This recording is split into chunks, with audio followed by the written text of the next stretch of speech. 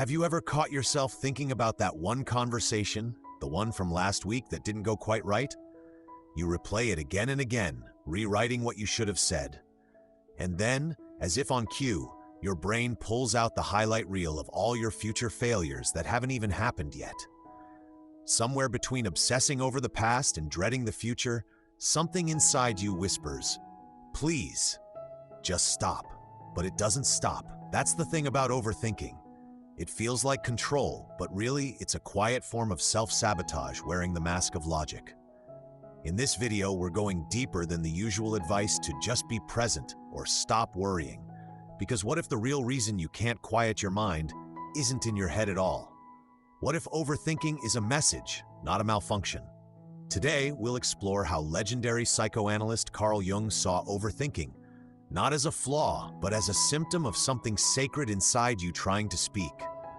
You'll learn why you can't think your way out of a thought spiral, and how reconnecting with your unconscious might be the key to real peace, not silence, but inner harmony. So let me ask you, when was the last time your thoughts felt heavier than your body? What if the real problem isn't that you think too much, but that you haven't yet learned how to listen differently? Stay with me. This might change how you experience your own mind forever. The hidden cost of overthinking no one talks about. Let me tell you a little story. A few years ago, I found myself lying awake in bed at 2:37 a.m., staring at the ceiling, replaying a 10-minute conversation I had earlier that day. It wasn't a fight. It wasn't even that serious. But something about the way the other person paused before answering, or how I laughed a little too hard at the wrong moment, had my brain spinning like a broken record. Sound familiar? We've all been there, mentally dissecting harmless interactions, questioning our tone, our timing, our entire existence, as if one awkward moment might somehow unravel our entire worth. Most people think overthinking is just a side effect of anxiety or perfectionism. But here's the truth no one really talks about. Overthinking isn't just mental noise, it's emotional avoidance dressed up in logic. On the outside, it might look like you're being thoughtful, careful, responsible. But inside, there's often something deeper going on. A part of you trying not to feel something. Maybe it's fear, maybe it's shame, maybe it's that unsettling sense that life feels out of your control. Carl Jung called this kind of mental looping a distraction from the soul's deeper whisper. It's like the mind builds a maze of thoughts, so you never have to feel the raw emotion at the center. And what's wild is we're rewarded for it. Our culture praises busy minds. You're such a deep thinker. You're so analytical. But no one sees the cost. The physical exhaustion of racing thoughts. The emotional numbness from never being fully present. The disconnection from joy because you're too stuck in what if and what went wrong. That's the hidden cost, and the most painful part? The more you try to figure it out, the more stuck you get. Because the problem was never in your thoughts. It was in the feelings your thoughts were protecting you from. That night in bed, I didn't get clarity. I didn't find the perfect comeback line. What I found after a long breath and a quiet moment of honesty was that I wasn't scared of what I said. I was scared of being misunderstood. And underneath that, a fear of not being enough. That was the real loop. And that's when something clicked for me. You don't end overthinking by solving the thought. You end it by listening to the feeling beneath it. That moment became a turning point. Not because I had all the answers, but because I finally asked a different question. And that's what we're going to explore in the next section. What if the root of overthinking isn't in your mind, but in your soul? And what did Carl Jung really mean when he said your overthinking might be a sign that something wiser inside you is trying to speak? Let's go there. Overthinking is not a thought problem, it's a soul problem. We live in a world that treats the mind like a machine. If it's spinning, jammed, or overwhelmed, just reboot it. Do some meditation, write a to-do list, drink more water, think more positively. And sure, those things help, sometimes. But if you've ever found yourself spiraling in thought, even after journaling, breathing, and reciting all your affirmations, then you already know this isn't just about your mind. Overthinking isn't a mental glitch. It's a soul-level signal that something inside you needs attention. Carl Jung believed that most of our surface problems weren't really surface at all. He said that when we stay stuck in thought loops, It's usually because we're trying to solve an emotional or spiritual dilemma using logic. It's like trying to bandage a broken heart with a spreadsheet. Let me give you a real-world example. A friend of mine, Rachel, was obsessing over whether or not to quit her job. Every night, she'd make pros and cons lists. She'd read blog posts. She'd consult everyone from her therapist to her dog. But weeks went by, and she still couldn't decide. Why? Because the real question wasn't, is this job right for me? It was, will I still be safe if I stop living for other people's expectations? Her overthinking wasn't about job logistics. It was about identity, about worth, about fear of disappointing her parents, who had worked their whole lives to get her to that point. Her soul wasn't confused. Her fear was just louder than her intuition. That's what makes overthinking so tricky.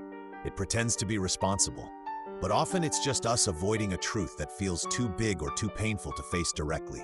Jung called this inner division being out of alignment with the self. And when the ego, our conscious mind, tries to run the whole show without listening to the unconscious, it creates friction, like two gears grinding instead of flowing. So here's the small but powerful truth. You don't have a thinking problem. You have a listening problem. And when you start listening, not to the noise but to the quiet beneath the noise, things begin to shift. You begin to feel rather than fix. You begin to notice patterns rather than fight them. You begin to soften into presence rather than force a decision. So the next time you catch yourself spiraling, pause and ask, what if this isn't something I'm supposed to figure out, but something I'm supposed to feel through? Because once you make that shift from logic to listening, your entire relationship with overthinking begins to change. And that brings us to the next big question. If thinking isn't the answer, then why do we keep trying to think our way out of emotional loops? What's really going on inside the brain, and why does it trap us in these spirals? Let's break that down right now. Why you can't logic your way out of an emotional loop. Have you ever tried to talk yourself out of a feeling? You know, those moments when your brain goes, okay, this doesn't make sense, just calm down. But your body doesn't listen. Your heart still races. Your stomach stays tight. Your chest feels heavy. And no matter how many rational thoughts you throw at the problem, the feeling just won't budge. That's not because you're broken. It's because you're using the wrong tool for the job. Logic speaks the language of facts, but emotions speak the language of experience. And most of us were taught to trust one and ignore the other. Here's the science behind it. When you feel overwhelmed, it's not just a thinking problem, it's a nervous system response. Your brain is wired with multiple systems. There's the prefrontal cortex, the logical planning part. And then there's the limbic system, the emotional center that stores memory, trauma, and instinct. And here's the kicker. When you're triggered, stressed, or afraid, the logical part of your brain goes offline, literally. Your body reroutes energy to fight, flight, or freeze. And in that state, trying to think clearly is like trying to give a TED Talk during an earthquake. Let me give you a real example. My friend Marcus once said, I don't know why I keep panicking every time my boss emails me. I know I haven't done anything wrong. He'd tell himself, it's just a message, relax. But his chest would tighten anyway. His mind would race. Every notification felt like danger. Turns out it wasn't about the boss. It was about his childhood. When he was a kid, his father would text him short, cold messages right before yelling at him. His nervous system learned that short, formal texts equal threat. Even though he logically knew his boss wasn't angry, his body didn't believe it. And that's the loop. Logic says you're fine, but the body says run. This is why Jung emphasized the importance of going beyond thoughts into the realm of feeling, symbol, and story. Because until you address the root emotion driving the loop, the mind will keep circling back, trying to protect you from a threat it hasn't fully processed. So what's the small shift that can change everything? Stop trying to convince yourself you're okay, and start asking yourself, where in my body do I not feel okay? That one question invites you to shift from fixing to feeling, from controlling to connecting, from figuring it out to actually healing it. And once you understand that your thoughts are trying to manage something your heart hasn't fully held, you stop arguing with them. You start listening. Now that brings us to something even deeper Jung discovered. That these loops of fear, doubt, and shame don't just come from the present moment. Often, they're echoes from the parts of ourselves we've pushed into the shadows. And in the next section, we'll meet those hidden parts and discover why they might be the key to your freedom. Meet the inner voices running the show. Have you ever had a full-blown argument with yourself? One voice says, "Speak up, you deserve better." Another voice whispers, "Don't rock the boat, you're being too sensitive." Or maybe one side of you dreams big, wants to quit the job, move cities, chase something bold, but another part says, "Be realistic. Don't ruin what you already have." That tug of war inside you, that's not you being indecisive. That's your psyche trying to speak through multiple parts of who you are. Carl Jung believed we are not one single voice, but a whole cast of characters inside a symbolic inner world. He called these inner parts archetypes: the ego, your conscious identity, the one trying to keep things under control; the persona, the mask you wear in front of others to fit in; the shadow, the parts of you you've rejected or hidden; the anima animus, your inner feminine and masculine energies; and beyond them all, the self, the deeper wholeness you're meant to return to. Here's where it gets really interesting. Each voice inside you is trying to protect something. Even the critical one, even the scared one, even the angry one.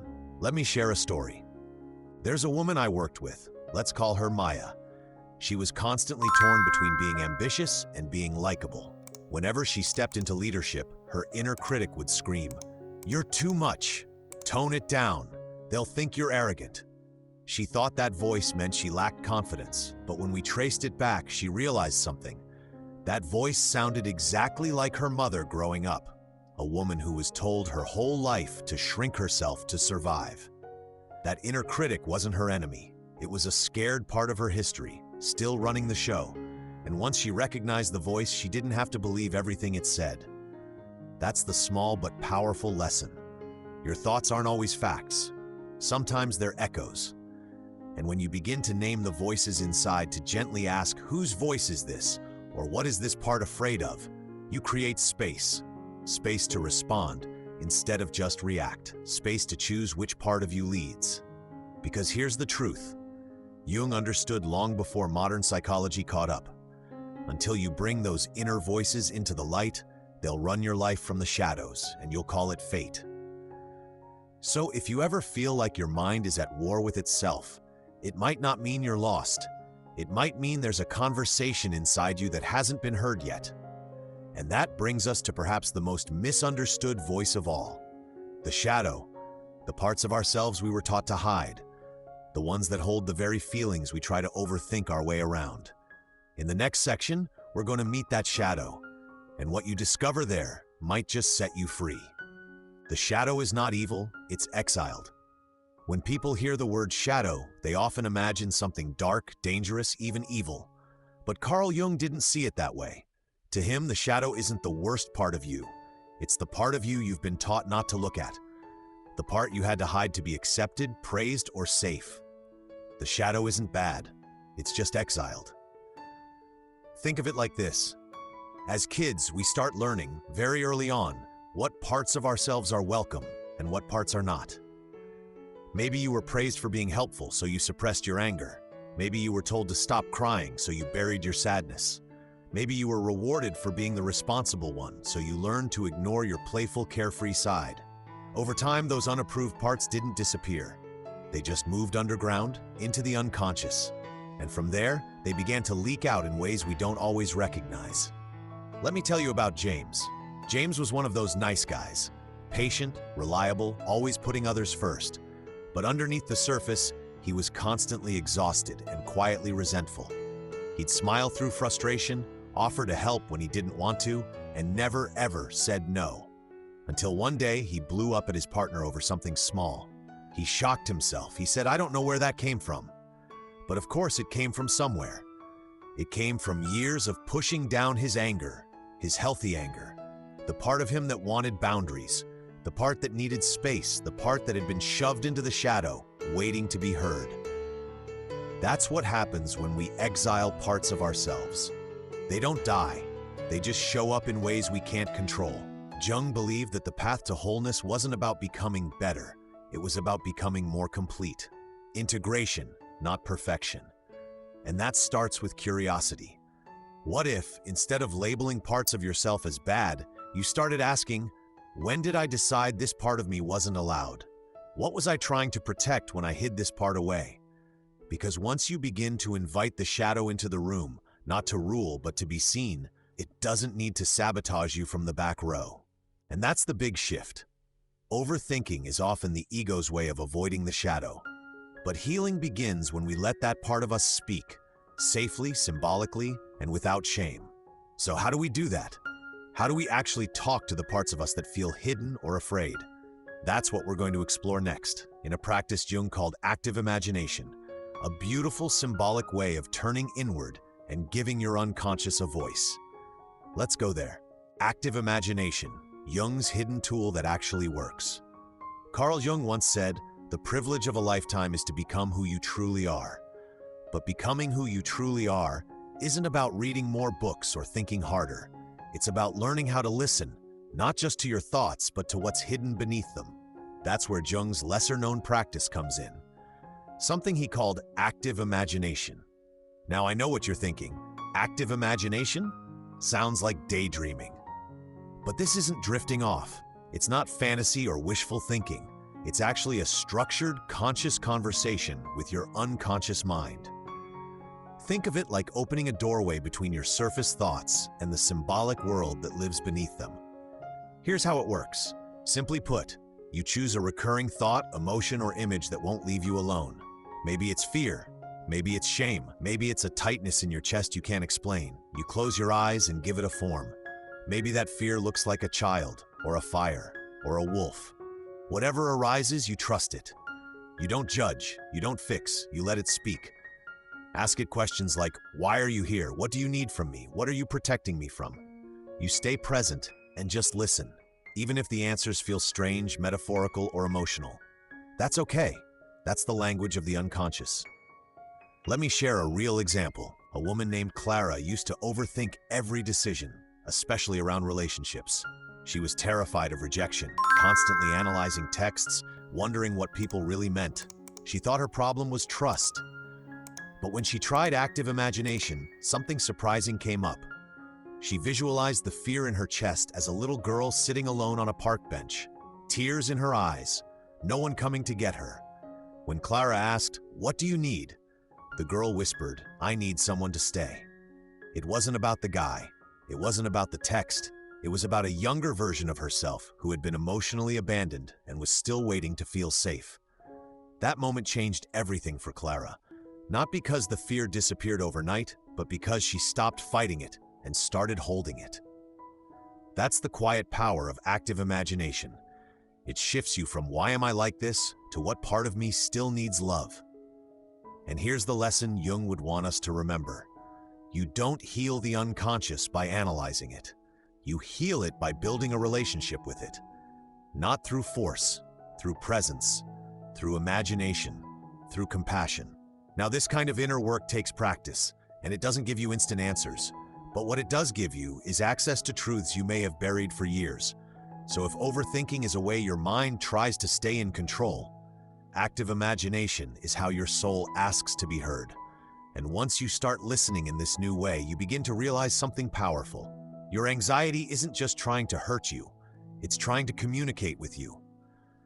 And that leads us to the next piece of the puzzle. Because before we can truly understand the messages inside, we have to reconnect with the messenger that lives below the mind. That messenger is the body. Let's talk about that. Next, the body keeps the overthinking score. You've probably had this experience before. Your mind is racing. You've gone over the same thought 10 different ways. You've analyzed it from every angle, and still, no peace. So you try logic, you try distraction, you try deep breaths, but something inside still feels off. That's when it helps to ask, what if the real problem isn't in your mind, but in your body? Carl Jung believed that the psyche doesn't just live in our thoughts, it lives in our whole being, our emotions, our memories, and yes, even our physical body. Modern science backs this up too. Neuroscientist Dr. Bessel van der Kolk, author of The Body Keeps the Score, explains that trauma and unresolved emotion don't just disappear. They get stored in our muscles, in our nervous system, in the tension we carry day after day. Overthinking, in many cases, is just the mind reacting to a body that feels unsafe. Let me give you a real example. Jason was a high-functioning executive, smart, driven, well-liked. But every time he had to present in a meeting, his chest tightened. His palms got sweaty. His thoughts spiraled. What if I mess this up? What if they think I'm a fraud? He told himself it was just performance anxiety. But when he started working with a somatic therapist, something deeper surfaced. Turns out in school, Jason was bullied for having a stutter. Every time he spoke in front of the class, people laughed. His nervous system learned that being seen equals danger. Even decades later, standing in a polished suit in a corporate boardroom, his body still remembered what his mind had tried to forget. No amount of logic could change that, because the wound wasn't mental, it was physical, stored, silent, and still active. So what helped? Not more thinking, not more talking. What helped was reconnecting with his body, breath work, gentle movement, placing a hand on his chest before a meeting and saying, "You're safe now, I'm here." It sounds simple, but it was powerful, because for the first time in years his body felt seen, not just managed. Here's the small but life-changing truth. Sometimes your thoughts are screaming because your body is still bracing for impact. So if you're stuck in overthinking, try this the next time you catch yourself spiraling. Pause. Take 3 slow, intentional breaths. Ask, where in my body am I holding this? Don't try to fix it. Just be with it. Name it. Breathe into it. Even 60 seconds of presence can begin to shift the pattern, because your body doesn't want to be controlled. It wants to be felt. It wants to be trusted again. And once your body feels safe, your mind no longer has to run so fast. Now, all of this brings us to a very particular voice that many of us live with. The voice we usually confuse with truth. The one that sounds like it's protecting you, but may actually be repeating something you picked up years ago. In the next section, we'll meet your inner critic and explore why it sounds so familiar and how to finally stop letting it run your life. Let's talk about that voice. You know the one. The voice in your head that tells you, you should have known better. Why are you like this? You're not doing enough. It's not always loud. Sometimes it's quiet, casual, even helpful sounding. But it leaves a sting. We call it the inner critic. But Jung had a more compassionate take. He believed that this voice isn't some evil force inside you. It's a protector, one that formed when you were too young to process pain. Your inner critic is often a survival voice, built from the past, not a reflection of who you really are today. Sometimes it sounds like a strict parent, sometimes a harsh teacher. Sometimes it's just the younger version of you, trying to stay safe in a world that once felt unpredictable or unkind. Let me tell you about Lauren. Lauren was wildly creative. She dreamed of being a writer, but every time she sat down to start a project, a voice inside her whispered, "This isn't good enough. Why even try? You're not disciplined. You'll never finish." It was paralyzing. And for years, she believed it was just her. But during a session with her coach, she was asked to name the voice, to close her eyes and imagine where it came from. And almost instantly, she saw her 7th grade English teacher, the one who marked up her stories in red ink and said, "This feels too emotional. You need to be more objective." In that moment, something clicked. That inner critic wasn't Lauren's voice. It was borrowed. It was an old recording, one that stuck around long after it had outlived its usefulness. And once she saw that, she could respond differently. Not with anger, not with more criticism, but with curiosity and kindness. "Thanks for trying to protect me," she said. "But I don't need you to run the show anymore." That shift changed everything. Because here's the thing, you don't have to believe every voice in your head, especially the ones that aren't truly yours. So if you find yourself stuck in overthinking that sounds more like judgment than curiosity, try this. Pause. Ask, whose voice is this really? And then ask, is it still true or just familiar? Often the voices that hold us back were formed in moments we didn't even choose. But now we get to choose what we keep. And the more we reclaim those old patterns, the more space we create for our true voice to come through. Now that we've met the inner critic and begun to soften its grip, it's time to look at the bigger picture. Because real transformation doesn't come from getting rid of these parts of us. It comes from bringing them into balance. from integration, not elimination. And that's exactly what we'll explore next. Integration, not elimination. The goal isn't a silent mind. At some point, we all dream of peace. Not just quiet on the outside, but stillness inside. We say things like, I just want the thoughts to stop. I wish I could shut my mind off.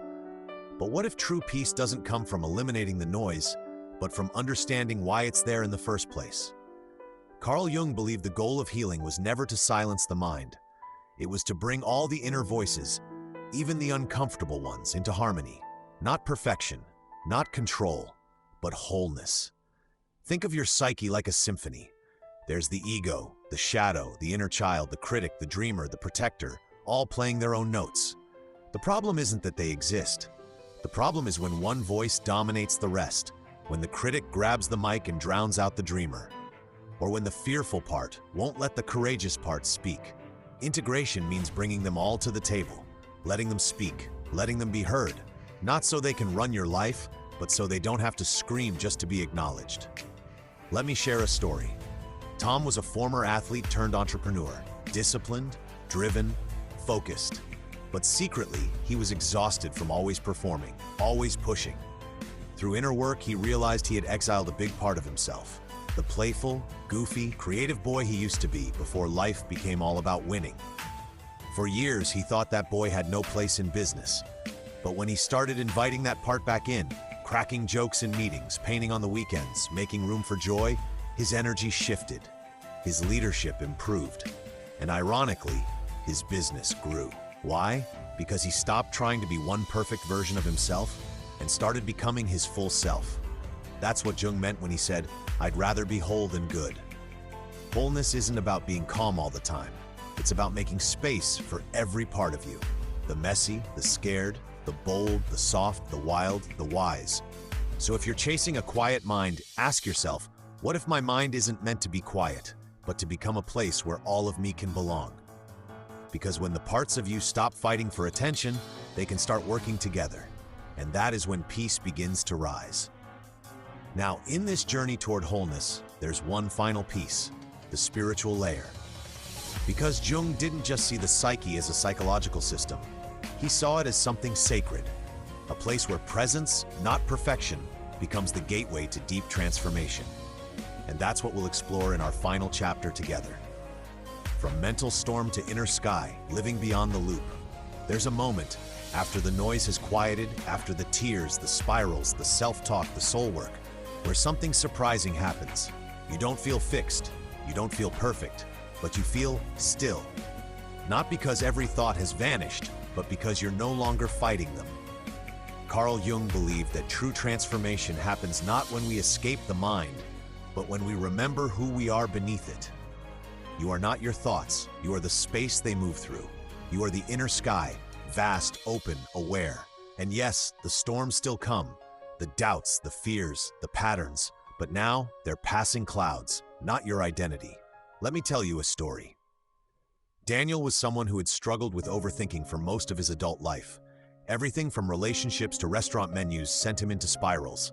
He was tired, mentally, emotionally, spiritually. But something shifted when he stopped asking, how do I make the thoughts stop? And instead asked, what are these thoughts protecting me from? He began to journal, not to solve his thoughts, but to sit beside them. He started walking every morning, not for steps or stats, but just to feel the ground again. He tried active imagination once a week, letting his anxiety take form and speak. And over time he noticed something.